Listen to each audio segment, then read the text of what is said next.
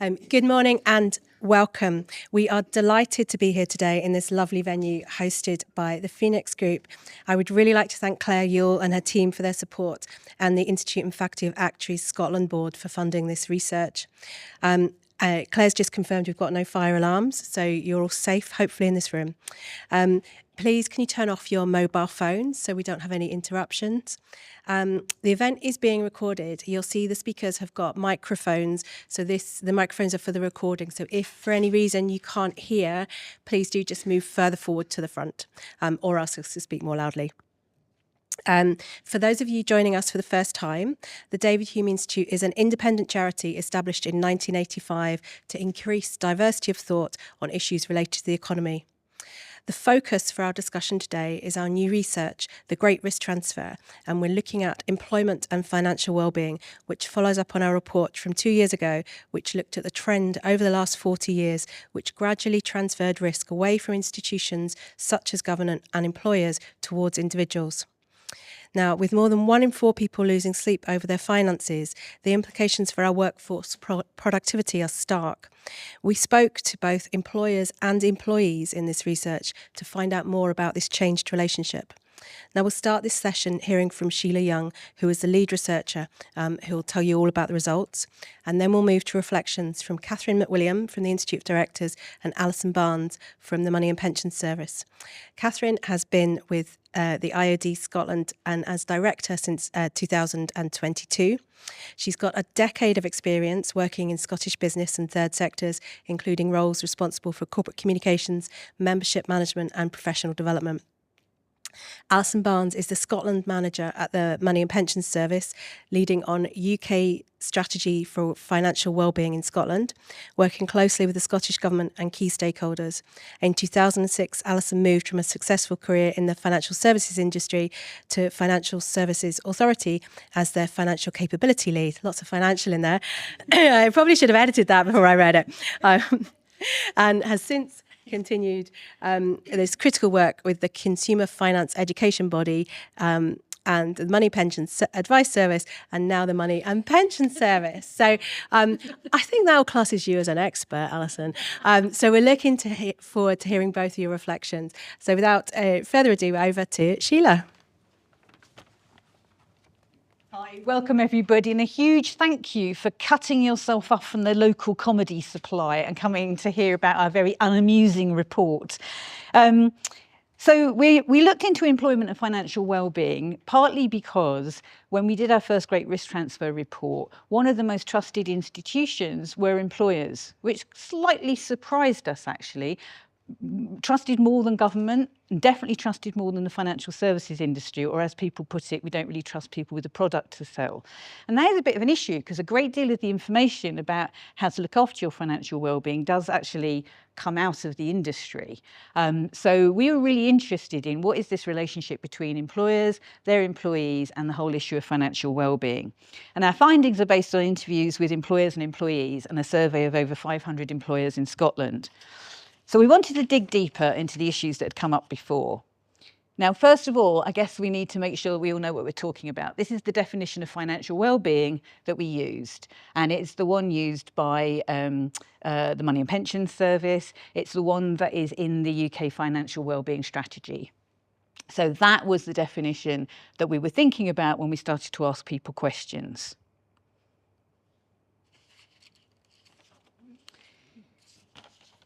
And why is that an issue for our economy? Why is financial well-being an issue? Well, this quote from an employer pretty much puts it in a nutshell. Employers who've developed good insights and policies are very clear about why it's an issue for their business. And therefore, I would argue, we can understand why it's an issue for the wider economy. Lack of financial well-being. Obviously, lack of well-being drives poor health, but lack of financial well-being has been clearly outlined as a particular issue that is driving up absenteeism due to poor health. So at the bottom end of the scale of really low-income people, we are talking about not having enough money to heat and eat and so forth, and we can understand the stressful impacts that has on people. But at the higher end of the scale, it's the choices and the decisions that people need to make in order to juggle their own financial books. But the other issue that is driving, that employers are very concerned about, is what has become known as presenteeism. So people who are at work but are so distracted by often non-work related issues and concerns that they're not as productive as they should be. So employers who have the ability to invest in lots of insights and research are very clear that they have a workforce that is really struggling. And this quote is interesting because it says post-pandemic and with the cost of living crisis. So it makes it sound like a new thing. But the important thing to remember is that it's not a new thing. So this is an estimated annual cost, which is actually from 2018. So pre-pandemic, pre-financial crisis. So the Centre for Economics and Business Research estimated the annual cost for large firms of these issues of lack of financial well-being to be over £300,000 annually. And obviously the larger you get, the larger the loss, because you've got a bigger workforce and you've got people affected by these issues. And in our research, it was quite clear that when you segmented for size of companies, those expressing high levels of concern were larger businesses. So yeah, important to say that these losses predate both the financial crisis and the COVID pandemic. And I'm not going to go through all of our findings because I understand you're probably here because you can all read. So there is a report you can look at. But I'm going to go through our recommendations and a little bit of background about how we came to them.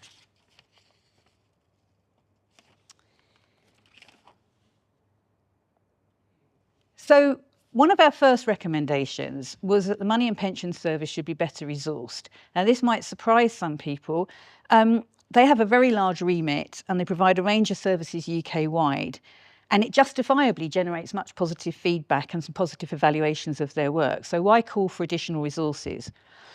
Well, put simply, we believe that employers are crucial to achieving improvements.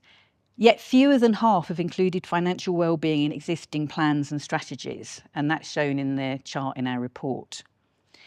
So when MAPS launched the current UK strategy for financial well-being in 2020, the stated intention was to transform the country's financial well-being in a decade.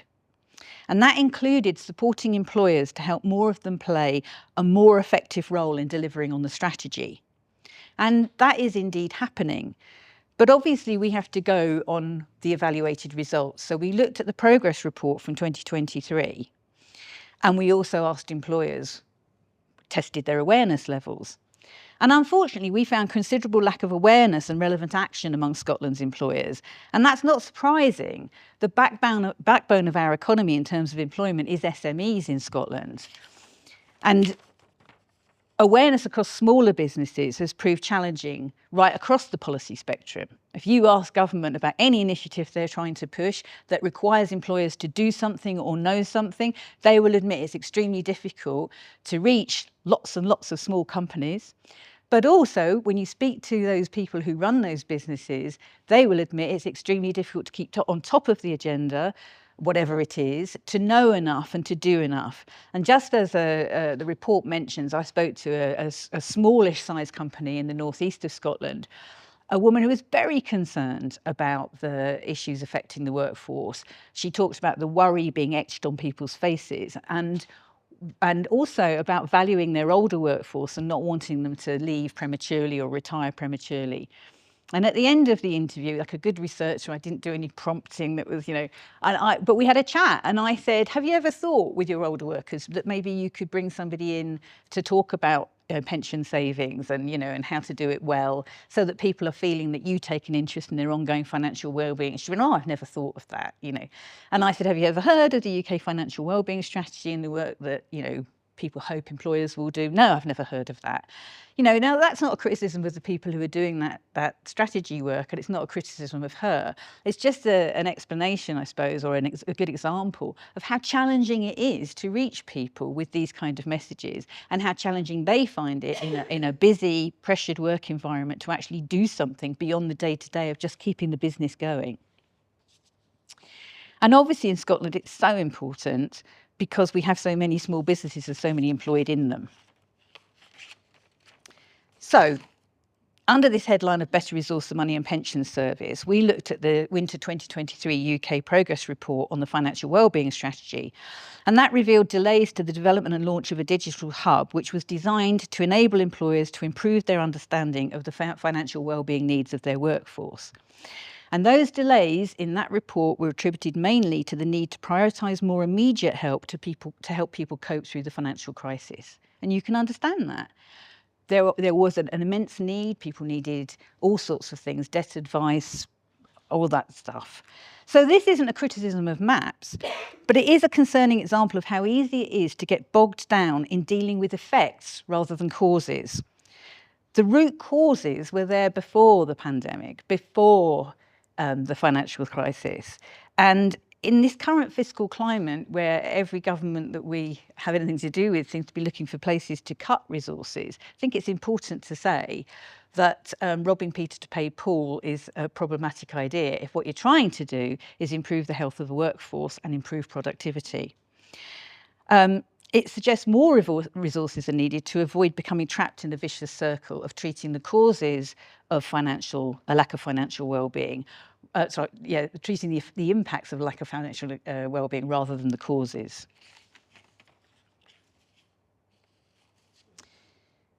Our next recommendation is to increase the understanding of living pensions. So just like the living wage, the concept of a living pension is about what rate of money do people need to survive. Now, there are lots of figures roaming around, and we'll all have heard, I think, of the adequate pension income, the moderate pension income, and the comfortable pension income. But if we go back to 2022, the UK Parliament Work and Pensions Committee made this statement that more than 60% of people are at risk of missing out on an adequate standard of living in retirement despite the introduction of auto-enrolment. Now, pension providers are very active in terms of raising awareness in this area. Only last week, a new report from Phoenix Insights, which is part of the Phoenix Group, showed that 14% of Scots have no retirement savings at all. And there are many pieces of research out there that show women especially, and especially those from disadvantaged neighbourhoods, are likely to have insufficient funds for a moderate or comfortable level of income in retirement. And many would not even have that sort of basic level of a living pension or an adequate income.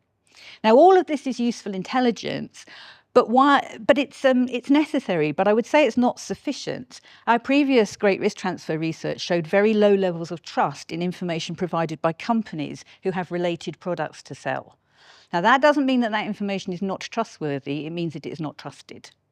And so we have a problem. If a lot of the messages about this are coming out from the industry that has products to sell, we are going to encounter resistance in terms of what people hear and what they're willing to believe. And that's where I think we do have a very important role for independent agencies who are not seen as having products to sell.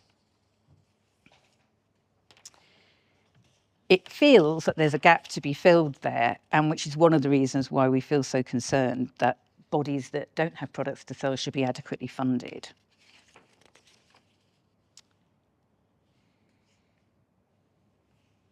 This is a quote from one of the participants in the research about what would make a difference. And we do need to listen to what people need and want, although we do have to accept that sometimes knowledge is so low on what might make a difference because people, when it comes to pensions, are often avoiding thinking about it because it's a worrying thing. They don't want to invest time in thinking about it. But here someone said an enhanced pension, maybe with better employer contributions and some good free advice would make the biggest difference to me. Good free advice. It's really interesting how few employers are bringing that into the workplace in an easy and direct way. It would cost them nothing but the admin of that to tap into other places that are offering good advice and somehow bring it into the workplace or bring it in front of people. And that is what people want. Then there's this other issue which came out very strongly in our research. So that quote there, I don't know what other employer benefits I'd like. I suppose they cost a lot and I wouldn't want them to not to be able to give me a pay rise because of that. Now, that fear that some investment in your future through higher pension contributions, perhaps from your employer, could affect you in the now when you were already struggling to get by was very real in some of the people we spoke to. And I think it shows a bit of a lack of understanding of why employers do what they do when it goes beyond the statutory minimum and what they get back from that. So we do have a workforce that seems surprisingly unwilling to ask for more. It's a bit of a kind of, you know, a sort of Oliver Twist economy. You know, what terrible things will happen if I ask for more? But we know that people trust their employers, and that was one of the very important findings from the Great Risk Transfer research that Susan referred to 2 years ago. And so it feels that that's a natural place where better quality information and services that will enable people to know what to do and maybe get some additional help come from. So one of our recommendations is certainly that government employers should work together more effectively to increase understanding of the need for living pensions, and that employees on auto-enrolment minimums are not currently likely to be saving enough to live well in retirement. If you introduce a scheme like auto-enrolment, which has had quite profound effects in terms of how many people are saving into pensions, but you don't add that if you sit there on the minimum level of contribution from your employer and from yourself, and you're not climbing up the greasy pole rapidly and increasing your income, you are not going to have enough in retirement. You know, the average earner would not have enough in retirement if they stayed at that level. So we have to really think about that. So we'd like to see more employers offering incentives for staff to increase their pension contribution, or even just reminders. So I used to work for a big charity, which every time we got a pay rise, out with our pay slips used to be on paper in those days, that's how old I am, you'd get a reminder that if we didn't want our pay increase, we could covenant it back to the charity. Frankly, I never earned enough to do that, or maybe I'm just mean. But, you know, those kind of payroll messaging systems in terms of behaviour change have been shown to be effective. But we know from the research that we've done and other research, desk research that we've done, very few employers are doing that. Very few employers are reminding people that they could increase their pension contributions by a small amount, and they will understand. And the trouble is people don't understand what a difference that would make further down the line. And I think we all know that understanding of early investment and increase over time is not as strong in people as we'd like it to be. So we'd like to see more employers offering more information and also incentives for staff. Very few in our research, for example, said we've got a deal that if people increase their pension contribution by 1%, we'll also increase ours by 1% with some ceiling on it. Some do that, not many do that. So there aren't very many obvious incentives for doing that, and yet it seems really important. We always worry about, you know, there's people at the lower end of earnings where it's unaffordable for them to increase their pension contributions, but for an awful lot of people it would be. But they don't have an incentive to do so, except the thing they're not thinking about, which is what's going to happen to them in 40 years' time. So even where a cash incentive from an employer is deemed unaffordable, access to independent guidance or advice would be a positive step. At the lowest level of investment, that could mean something as simple as promoting and allowing paid time off to take advantage of signposted services. Most of us now are allowed paid time off to go and look at our health issues. But how many of us are allowed to take paid time off to look at our financial health systems issues, or have lunchtime sessions provided by our employers that we're encouraged to go to? In the employers we spoke to, very little of that was happening outside the biggest businesses. And yet it feels like something that could be organised and could work better than it does now.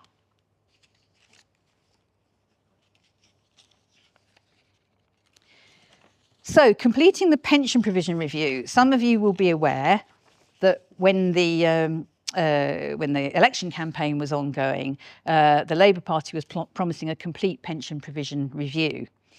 And since then, we've had the King's Speech, where there has been mention of some quite important and profound shifts in the way that pensions might have to behave. But at the moment, the headlines are all about that, the use of funds invested by local authority pension schemes playing a part in boosting the economy. And in our opinion, there's nothing wrong with that. But we've heard little of any complete review. And what is astonishing to me, and in our research is not called for by anybody, is this sort of lack of innovation in pension products. The notion that you were either in a defined benefit pension scheme, often known as a final salary scheme. If you're in the public sector, you're likely to still be benefiting from that. If you're in the private sector, you're not. Or you're in a defined contribution scheme, where as soon as you leave that employer, the pot is yours. You can choose where you want to put it in terms of funds, but you have to know your business to know how to do that. You know, how well is it performing? Keep an eye on it. Maybe keep an eye on 8 or 10 of them if you've moved around, as younger people tend to move around a lot. But there are only two main products. There are some others on the sidelines, but only two. So it's really interesting. You just think, why isn't there more innovation in pension products? What is stopping us, bright brains of the whole of Britain? What's stopping us from having some different ideas? And the important thing about private sector employers shifting from defined benefit pension schemes to defined contributions is this issue of risk. They shifted all the risk onto their employees. Yes, they make a contribution. Yes, they choose the fund. Yes, you have to, but they may give you a choice of funds within the provider. They choose the provider. You may get some choice of the funds, low, medium, high risk, whatever you want. You've got to know what you're doing in order to make those choices. But in terms of the performance of that fund, if it underperforms and you end up being a poor pensioner, tough luck. Your employer takes no responsibility for that. And I think it's hardly surprising that even fairly senior, fairly well-paid people are not all up to that level of financial risk management without some support. So if we were doing a complete pension review, would we not be looking both at, are the products varied enough and innovative enough? Are they providing a fair deal to the people who invest in them? And do we need to do more, even more than is already on the books through sorts of different organisations who are already required by government to do something around the financial wellbeing strategy? Should we be doing more to make sure that people are more up to this financial risk management, which is indeed lifelong? Because you don't just get your pension, you have to decide how you're going to access your pension pots. You've got to decide what to do with them while you're retired. It's a lot of work. So we think a complete pension provision review would, if that name meant anything, it would mean having a real root and branch review of, is this working? Because you can't put out figures saying that more than 60% of people are not going to have an adequate living pension in retirement and do nothing about it. My argument would be that shows you've got to do a big review.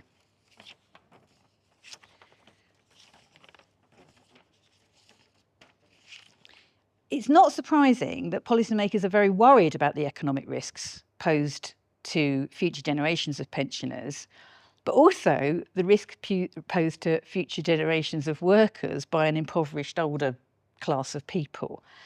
So I think it is astonishing that we're sort of still stuck in this dysfunctional three-horse pensions race. Defined benefit pensions are the thoroughbreds, which employers say they can't afford to maintain, if you're thinking about the outcome for an employee. Defined contribution schemes are prone to careering off track every time the markets get upset, making it impossible for inexperienced riders to win the race. And the UK state pension is so lame, it doesn't even get to the start line when it comes to a living pension. It feels really, really dysfunctional. So my question is, where are the bright ideas for something better? Sorry, I don't have one today. So over to you guys. Another recommendation, recognise employers' power to drive change. They are very concerned about the impact of poor financial well-being at work. So anything employers are concerned about, they're likely to be predisposed to be more willing than usual to do something about it, even if it costs a bit. When we looked at this, 35% were worried about the increase in stress on managers and other staff of having colleagues under great stress relating to financial well-being. We weren't asking about other aspects of well-being. 28% were concerned about an increase in absenteeism and 23% about the negative impact on productivity. Fewer of them know what they can do about it or what's driving it. And that's the point I made earlier about the smaller the business, the less able they seem to be able to find the time and the resource to invest in knowing what to do. So closing that knowledge action gap, knowing there's a problem and then doing something about it, is going to be tricky. There is an open question, should employers be left to do this? Is it their responsibility? I'm not answering that question today, but if we think employers should be doing something or could be doing something, we need to do something to close that knowledge action gap. So there's some entry points. Firstly, even in organisations that have really good in-house benefit systems, many staff don't know about them or find them hard to navigate. There is a lot of research out there that shows that what employers think is working and that people know about is undermined by what employees say they know about. And we found that echoed in our own research. I spoke to some fairly well-paid, quite senior people who had not a clue what provision their employers were providing. They didn't know the rate of contribution their employers made to their pensions. They didn't know if there was ever anything that would help them improve their knowledge. They knew, for example, if there was a health insurance scheme they could participate in, but they didn't know if there was anything around financial advice. They just didn't know what might be there. And I would speak to employers who would list a plethora of things that they were providing, and that came out in our research. The question is, do their employees know about it and do they use it? And that people were more subdued on those points. The other thing is that I think employers understand this, and certainly the smaller the employer, the more they were likely to mention this. That woman in Aberdeenshire who said the worry is etched on people's faces. But sharing our financial difficulties isn't easy. In our first report, we talked a lot about stigma. And seeking help to kind of ease that cognitive load that is distracting people at work and causing this issue of presenteeism is not easy if you feel embarrassed. Am I the silly person who didn't manage my finances well? You know, we don't like to be the worst person off in a group of people. You know, it's embarrassing to say you're not managing. And I don't think enough employers understand that people won't necessarily come to them if they've got a problem. One woman talked to me about the fact that she'd moved out of a large corporate for a lot of reasons, but one story stuck in her mind of when she had been experiencing financial difficulties. She was directed to HR, and she said a much younger person was sitting there filing her nails and sort of went, yeah, what's the problem? And she said, I couldn't speak to someone like that. She didn't understand me. She didn't know where I'd come from. I felt like she'd think I was stupid or, you know, inept in some way. And that is really important to remember, that not everybody will speak up. But that cognitive load, the stress and the sleepless nights that Susan mentioned, they are associated with financial worries, and they further undermine our capacity to do something about it. I mean, maybe you're all incredibly well-balanced, efficient people, but I know when I felt really stressed, sometimes the root cause of that stress is the very thing I refuse to think about because it feels intolerable, and you push it away and you don't do something about it. And that is what's happening to people at work. And employers need help in order to drive change, because I'm not sure they all realise that that's such an important barrier. So I think just to round off, we don't blame anybody for buckling under the sort of financial strain that they're feeling, and we don't blame employers for not doing more. We just think there's this knowledge action gap, and that there are some steps we can take to close that gap that are not necessarily costly and not necessarily requiring things like extra legislation. They do require partnership working, I would say. And one of the things we say in the report, based on really good research, is it's fascinating to me how we still have so many businesses that are very hostile to trade unions, when research shows us that trade union membership is closely correlated with better financial well-being. Now, that isn't just the old argument that trade unions can bargain for a better wage and you have a better take-home salary. It's about them as conduits for knowledge and learning, actually helping their members know about things, working with the employer to make that happen. And I think if you've got good solid research out there that says trade union membership tends to benefit people's well-being, and in particular their financial well-being or their own sense of it, then we should be thinking about why are we not having more businesses that work more effectively in partnerships with those kind of employee representative organisations. It may cost the employers a question about their sort of belief systems and their ideology, but what might it help them in terms of not having to pay for something because somebody else that their workers are engaged with is doing it for them? So I do think we need that government, employee-employer kind of employee representative organisations sort of tripartite approach to try and shift the dial on this. And we cannot leave it. I mean, although I have mentioned the fact that the digital hub that was designed to reach employers with better information that MAPS is responsible for has been delayed.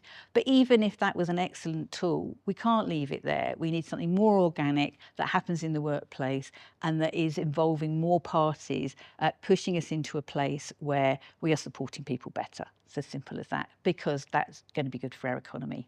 So thanks very much. And now we'll have a look at a chat.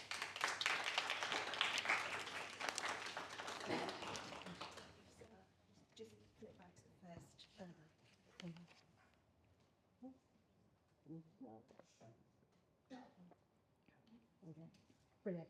Alison and Sheila, you should take a seat. Yeah. Sorry. Absolutely. Thank you very much for having me today. And I'll apologise before I get started because I think I'm going to sound like a bit of a parrot based on what Sheila's just finished saying. But I'd like to start by saying, you know, we welcome the research and its findings and recommendations which chime with a piece of work that we have been doing with Prosper, called Healthy Working Lives, which is due to also be published next week. And I think one of the things that struck me from the report, and I've kind of written a direct quote down, business needs a healthy workforce and thriving economy. And that's absolutely the perspective that we are coming from this from the IOD. We need to be having these conversations, and it is heartening to hear and see the employer examples that were included in the research. And thinking about what we are hearing from our members, who, for context, the IOD in Scotland has 1,000 cross-sector, cross-industry leaders and decision makers from right across Scotland in our membership. 3/4 of our members are SMEs, and they are deeply rooted in their local ecosystem and communities. Employers and employees will shop in the same places. Their children will go to the same schools. These employers know their employees and they know their families. So put this then in the context of a decade of uncertainty and firefighting in Scotland. The cost of living crisis has also resulted in a cost of doing business crisis.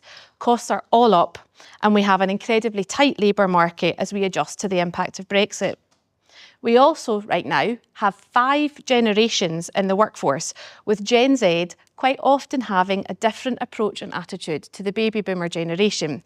Just this morning, I was reading a report where Gen Z have commented that they feel that they should be financially reimbursed by going for after-work drinks. I need to find where that report is and do a bit more reading in it, but that was a bit of scrolling this morning. And I completely agree that there is a role for employers here. But like most things, there is going to be a spectrum of buy-in and engagement. But as a member organisation focused on good governance and purposeful leadership, I also believe that there is a role for the Institute of Directors to take a proactive approach to share and highlight best practice, but also perhaps to create that safe space where we might be able to call out poor practice and the implications that that then has. We do also, however, need to recognise the struggles that many of our leaders are faced with, and support and buy-in and practicality will vary across industry and sector. Take, for instance, engaging the private sector around community wealth building and the wellbeing economy. If these truly are areas for the Scottish Government, we need to be talking in a language that is relevant and makes sense to business. I would also argue, again, as the research identifies, that the situation and circumstances will vary between rural and urban setup. We have really strong examples within our membership where hospitality and tourism businesses in rural Scotland are offering housing as part of an incentive and enhanced benefits package to keep staff. But in Highlands and Islands, for instance, the housing crisis is so acute that this is almost impossible. Looking at retail, the trends are for pensions above the statutory minimum, bonus incentives for sales and considerable staff discounts. But this too is against a backdrop where retail sales and footfall in 2024 have at best been flat, but supply chain and statutory costs have continued to rise. So I suppose I would just offer some concluding remarks that really to deliver sustainable change in this area, the solution lies in sharing and collaboration with honest and transparent discussion from all actors, driven by compassion and compromise. As a society, we are far too focused on intervention because, after all, they do say prevention is better than cure. Thank you. Yes. Hello, good morning. Thank you for inviting me along today. It's a pleasure to be here. And I read the report a couple of times, actually, and some of it comes as no surprise. My reflections today are just going to focus on the financial wellbeing in the workplace, because I suppose that's a lot of what MAPS represents. And I saw a survey, I don't know if you saw, there was a new survey last week by Principal Financial Group, that's showing that employers have seen the largest fall in consumer trust of any group, with those who agree that the employer acts in a financially inclusive way has fallen 14 points from 70% to 56%. Now that's quite a surprise to me, actually, because some of the work we do, we tend to find that employers, and you mentioned it, are seen as your kind of trusted source of information. From our last adult financial wellbeing survey that we carry out every 3 years, we know that 44% of people in Scotland do not feel confident managing their money. That's a lot of people. And 65% are not satisfied with their overall circumstances. We know that women are faring less well than men on almost all key financial wellbeing measures. Women are less confident when it comes to managing their money, which is especially true for younger women. Now, obviously, it's important to note that the key drivers for lower levels of financial well-being for women are interconnected with the structural gender inequalities, and that's a huge topic and debate that's going on at the moment. So there is much more to do collectively to improve financial well-being. However, I wanted to mention some things that are actually happening and some really good stuff that's going on. There is much more to do. So there is a lot going on in the financial wellbeing space with employers. The workplace market is evolving at pace with all of the fintech and platform providers. For example, Salary Finance, Lightning Reach, payroll providers such as Zealous. They're all really interested in supporting and providing that support to employees in the financial wellbeing and education space. And lots of them have that sort of tools and calculators to make sure that you get all the benefits you need, such as using the Invest calculator. And we're finding from our research that employers are increasingly outsourcing their financial wellbeing strategies to those types of support mechanisms. Earned wage access providers have financial education and wellbeing apps, and platforms already reach 1 in 10 workers who are predominantly in lower earning shift-based sectors such as healthcare, retail and hospitality, and projections that this could rise to 1 in 3 workers in 5 years. So there is a lot, but I think one of the things that Sheila mentioned is the SME sector. We found that quite a difficult to reach sector. We've done a lot of work with the sort of trade bodies, but again, you know, it's about time and effort, and you know, a small business can find it quite challenging. Just to go on to the MAPS recommendation and to highlight a few things. So we launched the UK strategy back in 2020, and it's been a challenging few years. What we thought would change actually hasn't changed that much, but it's tended to stay the same, which I think is on the whole pretty good given what we've gone through as a UK. Working with employers is one of our main delivery channels for change. And I think what's clear from the report is that our progress reports on the UK strategy doesn't demonstrate the breadth of work that MAPS is doing. It's a snapshot into some of our work. There is an extensive amount of work with employers happening across the UK, which actually we probably should capture more of and talk about more. But there's so much going on that it's difficult to do that. But certainly my takeaway from the report is that we should be highlighting more of the work that we are doing in the employer space.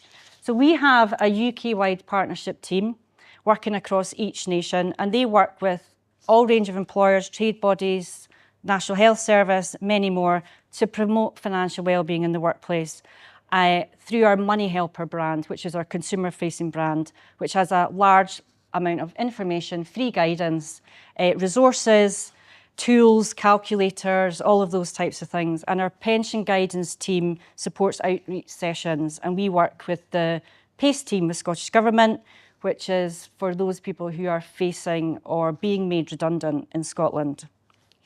So whilst the Employer Financial Wellbeing Hub has been delayed, I think there is a breadth of work happening. There's also a breadth of work happening outside of MAPS in the fintech and payroll sector stage as well. But it is definitely a takeaway from us from the report to talk more about what we are doing and how we promote it better amongst the UK population. Just a couple other things. We are piloting a financial wellbeing pledge for employers. That's to get employers to sign up to be able to show that they are actually doing some stuff in this space. We have a financial fitness tool, and we are looking at all of our guidance across all of our services to make sure that the user journey is as good as possible. We have a Money Guiders programme which operates across the UK, and that teaches practitioners to talk about money. So it's all practitioners from all walks of life. It's a really successful programme. It's equipping them with skills and confidence to be able to talk to their customers, clients about money, because they are getting asked questions about money. And we have a network that supports this across Scotland and the rest of the UK, and all of these different organisations come together and find out about what support services are available for their clients and customers. We've supported also Work and Save Scotland, and they've been working with employers in Scotland to try and promote payroll savings through credit unions and try and build that sort of savings buffer, which a lot of people don't have. We also have a programme that's aimed at teaching parents to teach their children about money, and we've been running this for a few years. That programme actually, an outcome of it, which was unexpected, is that the parents' financial capability actually increased as a result of talking to their children about money. And as we know, talking about money is a huge taboo subject, and it is, as Sheila mentioned, something that we tend not to do. I think we need to get better about it, and it needs to be a safe environment for people to do it. So we are reviewing the whole of the workplace market as we move into our new corporate strategy, and all of the things that are being discussed here and recommendations we will take into account. So there are, as far as we are concerned, more that employers can do. I think a lot of employers don't understand the support that's available, and a lot of it's free support. And maybe, collectively, we need to be helping to get that message out there. Education and training opportunities for staff make a huge difference in the workforce. And this training, from our understanding, can be tailored to the needs of women in the workplace so that they know the impact of them taking time off to start a family or become a carer. So there's a lot of work in that space. There's also Talk Money Week that happens every year in November. It's been building momentum for a number of years, and there's lots of organisations getting involved. And we want employers to use that week as, not just that week, but that week as a way to start those conversations with employees and get everybody talking. So really, that's where I've got to in my thoughts. I hope I haven't taken more than 5 minutes, but yeah, lots more to do. Thank you. Fantastic. Thank you very much. We're going to come to questions in the audience, and if I don't have hands up, I've got a few faces to pick. I can see John smiling at me already. But yeah, lots of food for thought. I love the way you summed it up at the end there, Catherine. Was it compassion and compromise? I thought were really good points to take away. John, as the origin of the very first bit of the Great Risk Transfer at the Institute and Faculty of Actuaries, do you want to comment first? Yeah, happy to say a few words, Susan. And thanks for teeing me up for that in advance. Not at all. To be honest, we're honoured to have you. Thank you.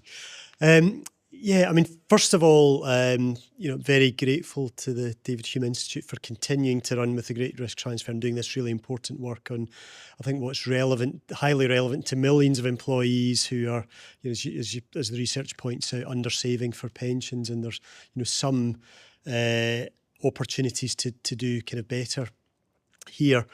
A couple of things probably stood out for me. One would be from an employee perspective, and I know you talked, Sheila, about this sense of retirement being a distant prospect, and therefore people were not keen to engage with it. And I think behavioural economists often talk about hyperbolic discounting. It's so far away and it's not worth worrying about. Whereas I think if we could reframe that for individuals as giving them peace of mind now. It's not about improving their standard of living later. It is about that, but it's also about peace of mind now. And I've seen interventions around financial planning that deliver real immediate comfort for individuals, and trying to make those benefits more immediate to them, I think would be beneficial.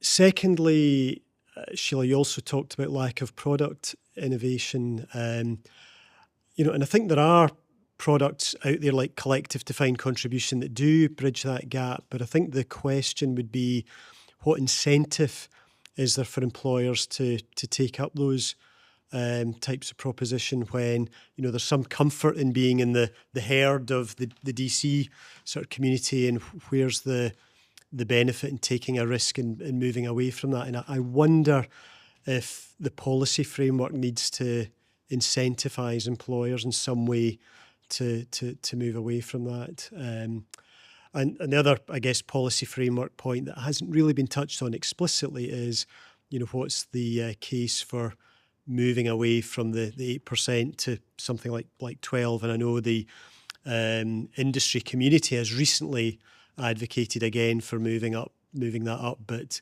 as you said, there sometimes seem as conflicted. Industry lobbies for more sales of their own product, or compulsory sales of their own products. That's a difficult message to get over, and particularly when employers, I guess, in the current environment are not going to be understandably keen to see what might be perceived as a compulsory tax, but what is the policy journey towards that. So I think those would be the three areas that resonate. How do we portray this better to individual employees? How can we construct an environment where product innovation is rewarded? And then thirdly, what's the journey towards higher auto-enrolment contributions? Thanks, Susan. Thanks, Say John. something about, because you'll know, John, from our first report that the uncertainty about the future was so pronounced, especially in younger people, which could be best summed up with it's jam tomorrow, but tomorrow never comes, because that shifting of the state pension age, it's still an open-ended question. We still hear again and then again it might need to go up to 70 or whatever. And so your point about trying to move it into this immediacy framework where you're thinking about peace of mind now is very undercut by this notion that tomorrow might never come. And we do seem to have moved into a policy environment that reinforces the idea that tomorrow might never come for younger workers, that there might never be a moment when, no matter how hard they save, they'll be able to afford retirement. And that feels like a terrible own goal when what you're trying to do is get people to invest more now. Come in on that? No? Just very quickly to say, we do quite a bit of work with Young Scot, and that's exactly the narrative that we're hearing from them. Young people are worrying about the lack of prospects. They will never be able to retire. They will never be able to own their own home. We're talking about climate change and mitigation and net zero. It's a scary, scary place for a young person because we, as those in the space right now, don't have the answers. We've got Scott here from the Diffley Partnership. Scott, we ask a question in the Understanding Scotland Economy Tracker, which is about the number of people stopping paying into the pension because of the cost of living today. And from memory, that's increasing roughly 1% a quarter over about the last year. It's about 7% now, I think. I can't remember off the top of my head the exact number, but It's somewhere around that. Yeah, I think it's definitely a trend that we thought it was important to track, as well as the squeeze around heating and eating and the things Sheila mentioned. I can see another hand up there, so I'll stop hogging the microphone. It's going to be a bit random, maybe coming back on some of John's comments. I speak in a personal capacity, but look after a DB scheme and I look after a DC scheme as well. But I'm coming more from a pension perspective. I came here today. I was attracted by the title of the Great Risk Transfer, so that's kind of where I'm going to come back to. But just a few points if I can, kind of random.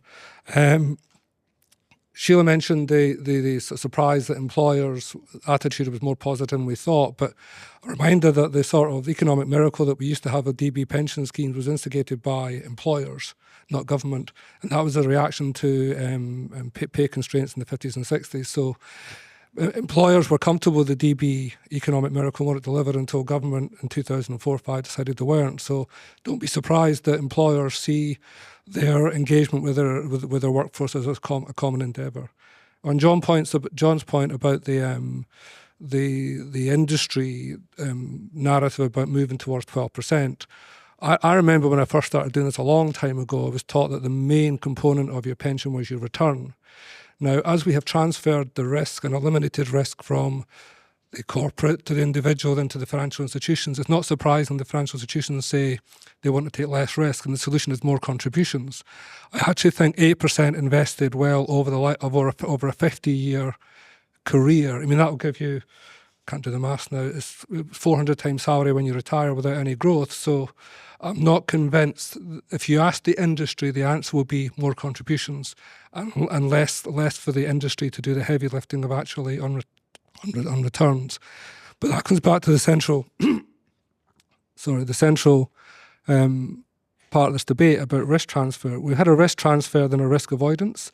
So we have de-risked our economy. We have de-risked our pension savings to such an extent that, and of course, de-risk means not invested.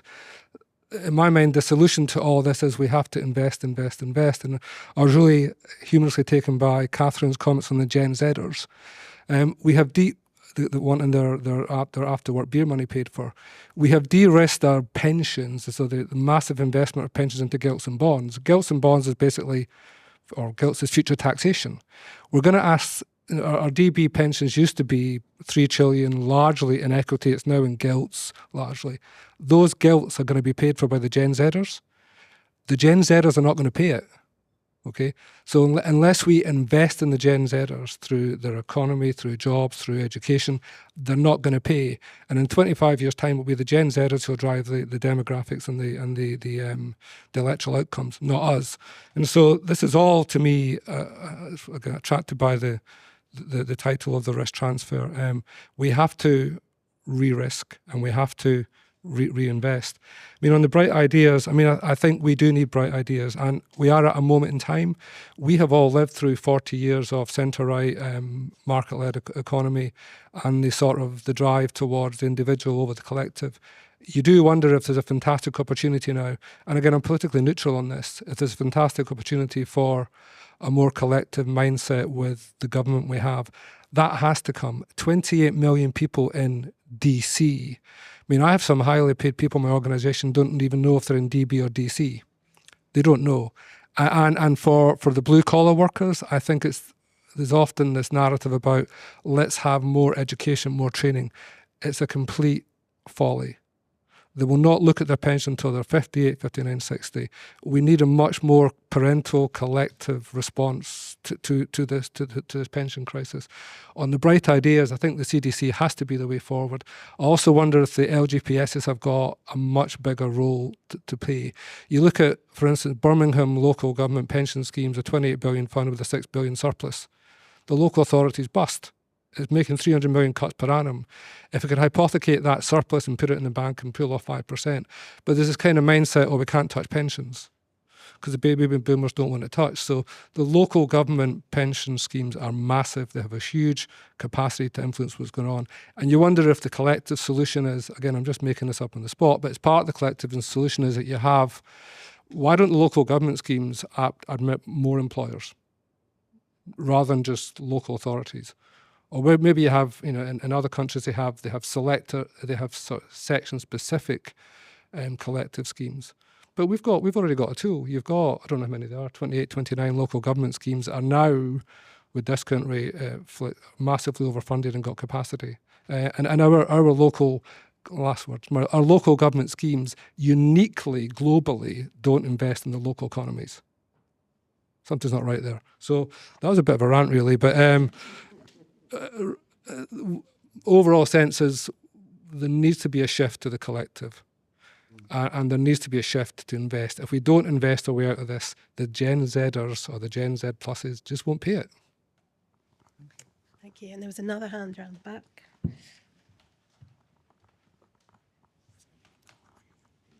Completely new area in a sense for me, but a question maybe for Catherine would be, in your work with young Scott, did you find, and there's a following question, that those with whom you were in discussion felt they could have been better made aware of the future issues, which begs then a question about the adequacy or not of the curriculum in terms of preparing young people from the very early years in school about responsibility, resilience, and the value of money and the purpose of money, and therefore perhaps the purpose of saving. Very interesting point, and actually we did the start of this relationship with young Scott, and it's born out of an event that we held back in June called Workforce for the Future, where we brought together public, private, third sector, further and higher education to have a conversation about what we truly meant by skills fit for the future. And one of the key areas or kind of key messages that came out was, one, we have to stop presenting university as the golden pathway. There has to be a conversation about how that is not right for all young people. But we also have to really concentrate on developing, and forgive me, I don't like either of these terms, but the softer meta skills that young people need to have. We had a conversation just before the start of this today about, members tell me anecdotally, young people come to them equipped with the knowledge on how to pass exams, not necessarily aware of what it takes to operate in the workplace. And I often give an example. I'm Stranraer Academy educated, and one of the standard grades I sat was called social and vocational subjects. And the myth was it was an easy credit pass for you, and standard grades show my age now. Because it was practical. You learned how to budget, you learned how to plan, and to my knowledge, that course isn't offered anymore as a qualification, and that's a real miss. So is there something that SQA or successor body or SDS should get off their butt and do about it? Say, so we have an interest in the financial education space with young people. So our survey is showing that half of young people coming out of education don't recall receiving any sort of financial education.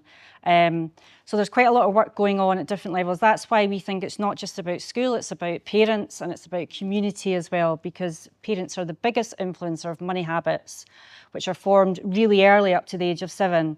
And I know there's a big review of the curriculum happening at the moment, but we're also talking to Skills Development Scotland and others about all of these different touch points in a young person's lives where money management doesn't seem to happen. So there's a lot of work that needs to happen in that space.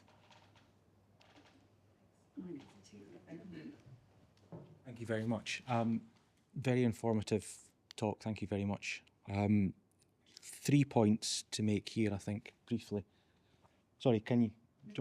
Speak up. Okay. First thing is that there appear to be 2 fundamental issues going on here. One is knowledge or lack of, and the other is trust.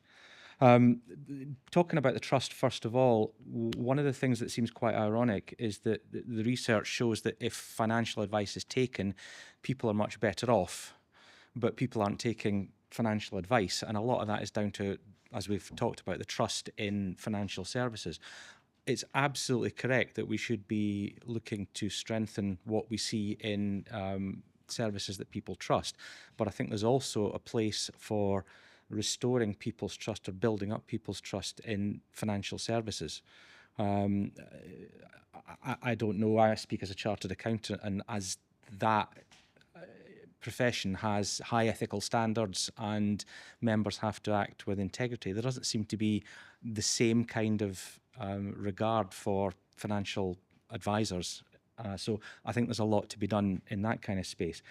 Second is the role of employers, and what's come out is a lot of employers seem to say, well, we have a lot of information and people aren't taking advantage of it. And surely there's a space for employers to push information out rather than have information there that people have to pull to get access to. So a more proactive role for employers. The third thing is fundamental where we talk about risk transfer. And I think there's a fundamental misunderstanding of what risk is, and that risk is really an uncertain future outcome. But if people are investing in pensions in their 20s, risk is good, and people should be taking risk and actively seeking risk in investments in order to maintain their income in retirement. And that needs to change as they move through their career and move through their life and de-risk, as we talked about earlier on. But this fundamental misunderstanding of I'm risk averse, therefore I'm not going to invest, is entrenched and ingrained, and changing that attitude would make a fundamental difference in terms of people's outcomes, and also in terms of what everyone has to do to secure future satisfactory outcomes for people when they retire. Can I just pick up on something before we come to you? Sorry, the person behind, you talked about this collectivity and so forth, but you also said something really important about whether increasing knowledge and understanding and getting people to invest in learning is really reasonably, we can expect it. And I completely agree with that. I think we're asking a lot of people. So when I talk about risk, I'm talking about the fact that people don't have that brain space or that capacity or that willingness often. And that doesn't mean them stupid. It means they're perfectly average, normally busy people with their lives to live. But one of the things you said just now about push systems, I know from another area where when a local authority analysed take-up of contribution to childcare, I can't remember if it's childcare vouchers, they realised that women were taking it up, female employees, but not men. But of course, men were parents too. But we do have this gendered thing where mums in the workplace are one thing and dads are just men. So they deliberately went out there to their, for example, their road crews, the bits of the business that were primarily male, and they delivered that message in a very forceful way in the team briefings. Have you remembered you can do this? And that made a massive difference to uptake. So while I agree with you that you can't solve everything through education, there are things that can be done to push information out with a bit of thought in a way that works much better than some of the systems we currently often rely on. There's also, I know who do you have to educate? Sorry. Our societal aversion to risk, I don't think we've quite recovered from the financial crisis 2007, 2008, well, that's a generation ago. But the policy, what I feel we're suffering from is the people who direct policy, the policymakers. So this debate needs to be taken up a level with the policymakers. You had a generation of baby boomers or policymakers who became risk averse 2007, 8, 9. And so all of our policy directions thereafter have been anti-risk. But anti-risk, as this gentleman says, is about investment.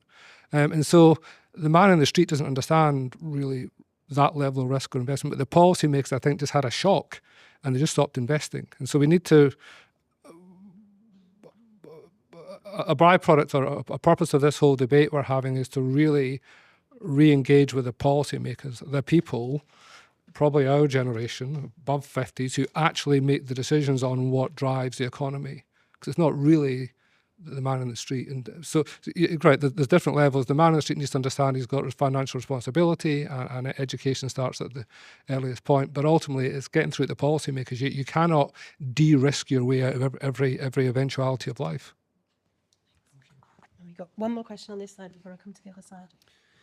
Yeah, I don't know if this is a question or a thinking out loud or whatever. I mean, it seems as though there's probably two different schools here. There is the school of people who probably need better access to education to make better decisions financially. But we know that the gap between the haves and the have-nots is continuing to extend. And there is a large part, I mean, take the city of Edinburgh. So how the, outside of the day job, I chair Pilton Youth and Children's Project. How we have 140 young people coming outside the school time to come and get their lunch every single day in a city as wealthy as Edinburgh is scandalous. Absolutely scandalous. That's as an aside. But how do we try and engage with some of these people? Because it's not that they're not educated or they're not or they don't know what to do with their money. It's a simple fact they do not have enough money to think about this. And it's great to have these conversations about what we can do. But fundamentally, if there's a large part of the population that just will never earn enough money or never feel as though they'll earn enough money to be able to think about pensions, it becomes a moot point. I completely agree with you. I mean, I think when we do this kind of work, because there's a broad band of people who do have some financial choices, who will listen to this and may indeed be part of a process of lobbying policymakers, it seems important to include them. But I completely accept, and the chap behind you talked about more collective solutions. What struck me through this research again and again and again was when thinking about well-being and financial well-being, the employers tended to drift off to talk about general well-being. And the amount of time that I heard that people wanted to stop their segmentation of their health insurance policies for employers and include more of the staff, so that, they may have a policy that only staff above a certain grade get it. And I sat there thinking, that's privatising our healthcare, taking people out of a collective system. Those very same people may or may not be bellyaching about how much tax they have to pay. And what they're doing is driving a further privatisation, which loads all of the risk onto the people who will never be part of one of those health insurance schemes. They're part of the NHS, that's what they want. And it seems to me that if we're going to solve the problem that the guy behind you mentioned about the future generations issue, we have to think, what do we want to be collective that includes everybody? And what do we want to be privatised that's then only available to people with the good jobs.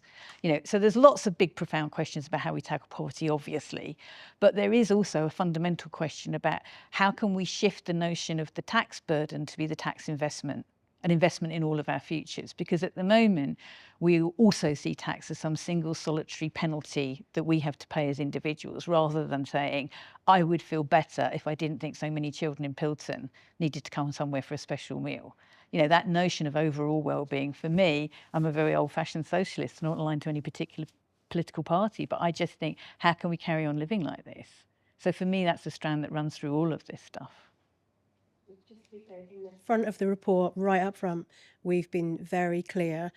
If you can't put food on the table today, you are not worrying about the risk that's been transferred or pensions tomorrow, because it's all about how you make ends meet today. And there's a significant proportion of the population that is really, really struggling. And I think that's where financial education, it won't fix not having enough money. Right, I'm running over to Isabel. Thanks, Susan. I wonder if one of the issues here is how incredibly complicated all of the pension scenario actually is, and how difficult it is to find simple explanations of what it's basically about and how it works. Because obviously it's heavily regulated because it's tax advantaged and all the rest of it.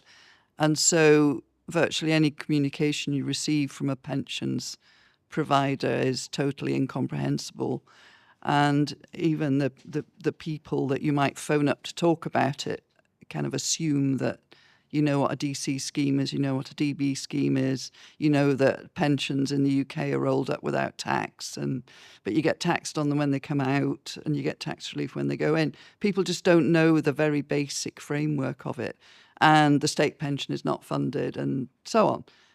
So I don't know where people are.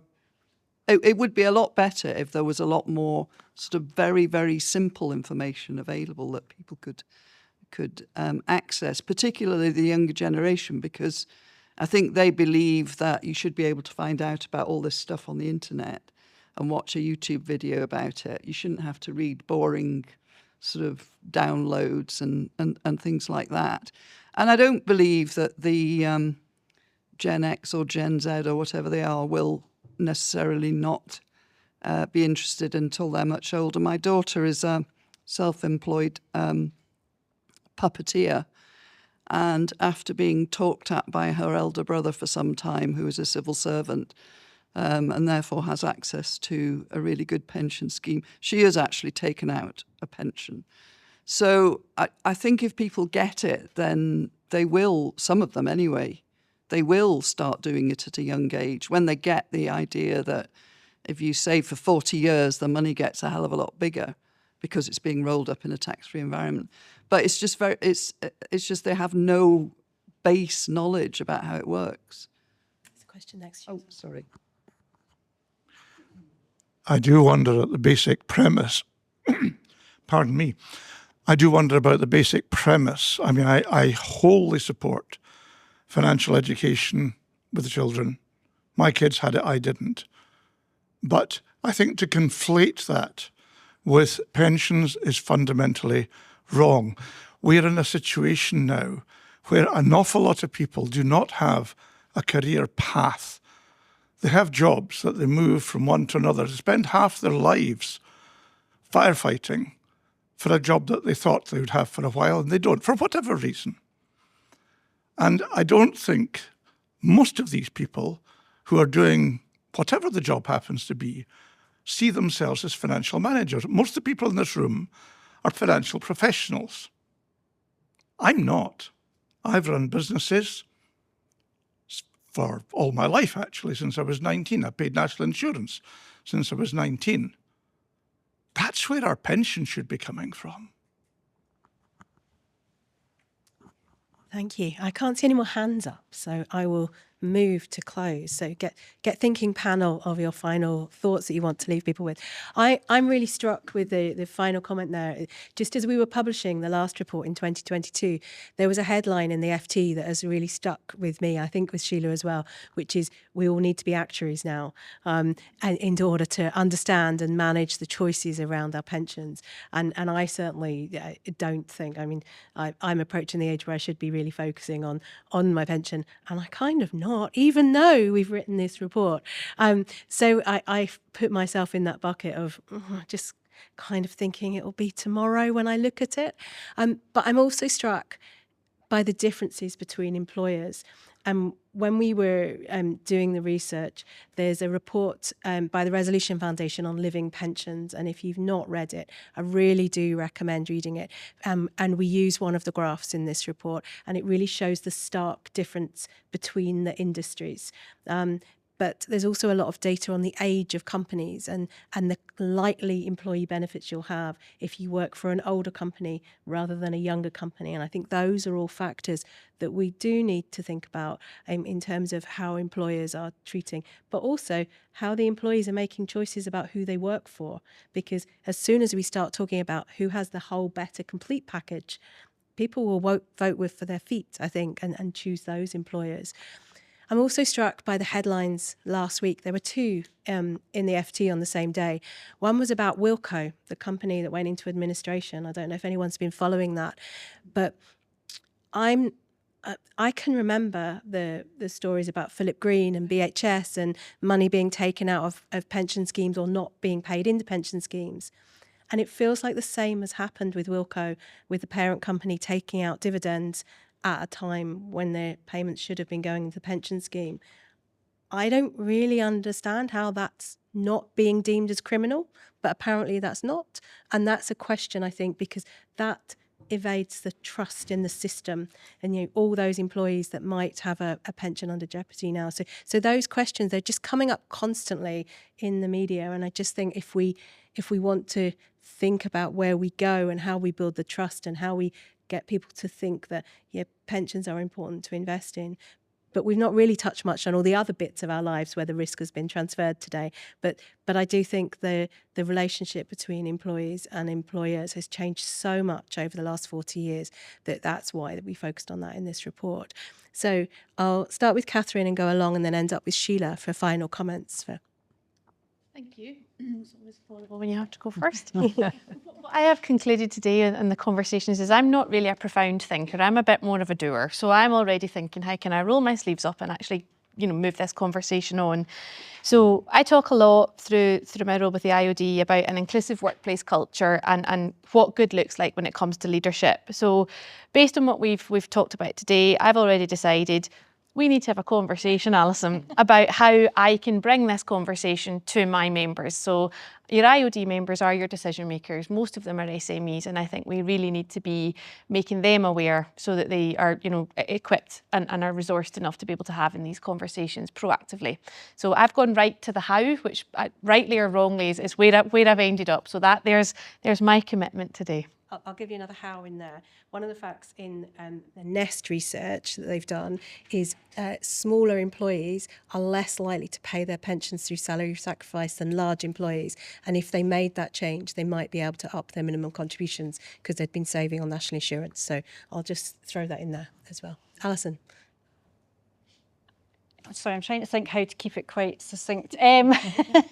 I think one of the things that I've been thinking about more and more is the sort of trust aspect. And what we find is that if there's individuals, and I know sometimes it's quite difficult in a small organisation, but if there's individuals in an organisation who act as champions, like a money first aider, like a mental health first aider, and that becomes a common thing, that gets people talking a bit more about money because it's people like you and it's your peer. And actually those types of things make a difference. And I think that would be a great thing to do more of because it is difficult to talk about money. So let's encourage everybody to start talking more about money and getting the help and support that's out there.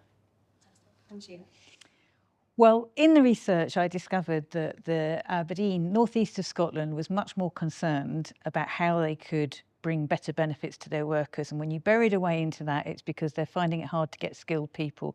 Because since the oil and gas crash there, they've had a lot of migration of skilled people to other parts of Scotland, other parts of the world. So it is true that when employers are facing hard times, they will kind of step up to the plate. So I'm not saying they should all face hard times, but we do know that more is possible. And I, as well as doing proper research, treat my family continually as a living laboratory. And my son qualified as a podiatrist last year, and had a choice between a very well-paid private sector job and a less well-paid NHS job. And because he had me bleating in his ear about continuing professional development and which might offer him more, but also the pension scheme, he chose the NHS. And what that did was open up the portals to a wonderland of financial goodness, because they also have an NHS credit union. And he was having a lot of difficulty with an unaffordable car loan and the fact that his credit record isn't great. And he's fixed all of that through his new employment with having access to a credit union. So what I would say is that he needed what someone mentioned, which is people around him who knew a bit about what they were talking about, to give him a bit of a jab and a prompt, because people do rely too much, in fact, on family and friends for advice. But also that if employers open the portals and tell their staff about things, it can make a really massive difference. Now, what I wish he would do, which I'm sure he hasn't done, is use the money he's saved on his car loan to bump up his pension. But, you know, one step at a time. Fantastic, Sheila. Ever the storyteller. I love it. So it's just left for me to wrap the session up. I really want to thank the Institute and Faculty of Actuaries and Scotland Board and Claire Yule. And he's not here today, but I think we need to give Nick Chatter a name check, because it was that original relationship that started the two organisations working together all those years ago. It really is a concept that I think the Great Risk Transfer, we just need to talk about more, because so much has happened in our lives that we don't really realise has changed, and unless you're old enough to realise how things were a few years ago, there's lots of things that have just changed incrementally, and we never really take a step back and go, is that a good thing? Is that a bad thing? And I hope this report, there are reflections in there of the Lever brothers and all sorts of things that Sheila's woven into the narrative in the report. If you've not read it, it really is a riveting read. Even though it's a research report, it's lots in there for us to think about. And I think John, was it? I can't remember your name. Yes, Tim said, first of all, when we were coming, it's an excellent report. I was like, thanks, Tim. You set off my day really, really well. I really do appreciate it. So thank you for all coming, sharing your thoughts, your expertise. Please do go and share the report with other people, and keep talking to us about it, because no doubt you will go away and think more about this session afterwards. So I'll just leave me to give thanks in the usual way to the panel.